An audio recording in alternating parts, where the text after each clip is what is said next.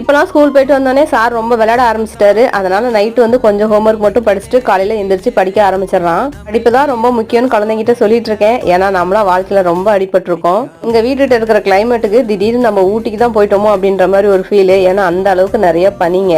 இந்த குளிர்ல எப்பயுமே சுடுதண்ணியில கை வைக்க கொஞ்சம் நல்லா இருக்கும். அதனால தூங்கி எந்திரிச்சோடனே அத்தை வந்து வெளியடுப்புல சுடுதண்ணி வச்சிருவாங்க. குழந்தைங்க தூங்கி எந்திரிச்சோடனே வெந்நீர்லயே வந்து ஃபேஸ் வாஷ் பண்ணிடுவாங்க. இன்னைக்கு வந்து பருப்பு குழம்பு, அது கூட வந்து பாத்தீங்கன்னா பீட்ரூட் பொரியல், கொஞ்சமா வந்து உருளைக்கிழங்கு இருந்துச்சு. லஞ்சுக்கு வந்து உருளைக்கிழங்கு வந்து ரைஸ் மாதிரி செஞ்சு கொடுத்தலாம்னு சொல்லிட்டு ரெடி பண்ணியிருந்தேன்.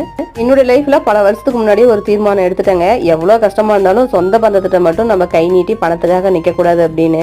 இது வரலையுமே என் லைஃப் அப்படிதாங்க போகுது. மேரேஜ் ஆகி கிட்டத்தட்ட 13-14 வருஷம் ஆயிடுச்சு. இது வரலையுமே எனக்கு இது பிரச்சனை அது பிரச்சனைன்னு எந்த ஒரு உறவுகிட்டயுமே நான் நின்று கேட்டது கிடையாது. அவங்கள நான் குறை சொல்லணும்னு சொல்லல, இருந்தாலும் அவங்க நமக்கு சொல்லி கொடுத்த பாடங்கள் அப்படி. அவங்க சொல்லி கொடுத்த பாடங்கள் மாதிரி நம்மளுடைய டீச்சர் சார் கூட நமக்கு சொல்லி கொடுத்துருக்க மாட்டாங்க.